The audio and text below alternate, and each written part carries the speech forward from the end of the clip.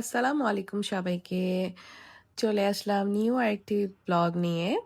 আর আজকের ব্লগে হচ্ছে কোথায় যাচ্ছি বলেন তো? আজকে কোথায় যাচ্ছি?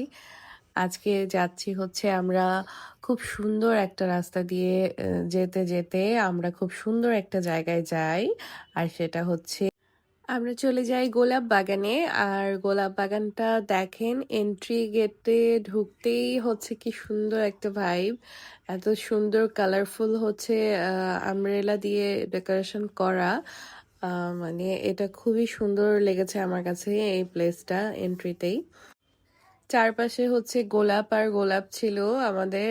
আর আমরা তো হচ্ছে ভিতরের দিকে যাচ্ছিলাম। এখানে যেতে আমাদের একটু লেট হয়ে গিয়েছে। আমরা এখানে যদি বিকেলে যেতে পারতাম তাহলে আমরা আহ, দিনের আলোতেও দেখতে পারতাম ভিউটা কেমন থাকে। আর হচ্ছে সন্ধ্যাতেও দেখতে পারতাম। বাট দিন এত ছোট ছিল আসলে আমাদের যেতে যেতেই হচ্ছে সন্ধ্যা হয়ে যায়। তারপরেও এখানে ভেতরে কিন্তু অনেক অনেক হচ্ছে লাইটিং এর ব্যবস্থা আছে, যার কারণে আমরা অনেক সুন্দরভাবেই কিন্তু গোলাপ বাগানটা দেখতে পেরেছি। অনেক কালারফুল গোলাপ ছিল এখানে। লাল, হলুদ, সাদা, গোলাপি অনেক কালারের হচ্ছে গোলাপ ছিল। এন্ড খুব সুন্দরভাবে লাইটিং করে কিন্তু ডেকোরেশন করা ছিল প্রতিটা কর্নার। খুব সুন্দর সুন্দর ছবি আসছিল এখানে গোলাপের সাথে। আই গেস এখানে যদি বিকেলে যাওয়া যেত তাহলে আরো সুন্দর কিছু ভিউ দেখতে পারতাম, কিছু আরো ক্লিপ নিতে পারতাম। মানে এই জায়গাটাতে যাওয়ার পরে কেন যেন মানে খুবই মানে রোমান্টিক লাগছিল প্লেসটা।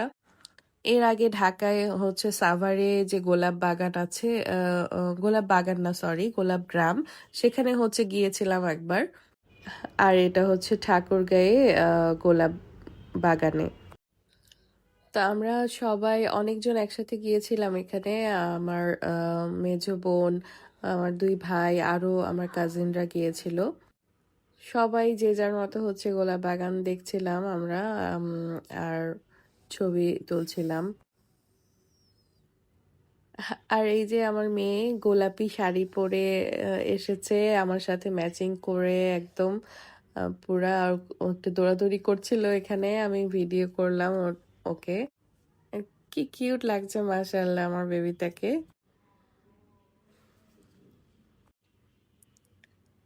এই তো তারপর হচ্ছে এই যে আমার ভাগ্নিকে নিয়ে আবার হচ্ছে একটু ভিডিও করছিলাম, ছবি তোলার চেষ্টা করছিলাম।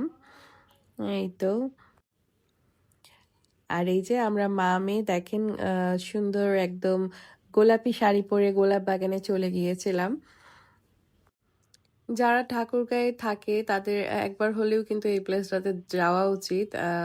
ঠাকুরগাঁয়ের আশেপাশে যারা আছে তারা একবার হলেও এই প্লেসটাতে যাওয়া দরকার, কারণ খুবই ভালো লেগেছে আমাদের গিয়ে। একটা ডিফারেন্ট রকমের এক্সপিরিয়েন্স হয়েছে এত এত গোলাপ একসাথে দেখে। আর এই শীতের সিজনটাই হচ্ছে গোলাপের সিজন। তারপর এই যে আমরা সবাই একসাথে হচ্ছে ছবি তুলছিলাম, গ্রুপ ছবি। দেন এই যে আহ, আহ, যা বলছিলাম যে এই সিজনেই কিন্তু এত সুন্দর সুন্দর গোলাপগুলো হচ্ছে পাওয়া যায়।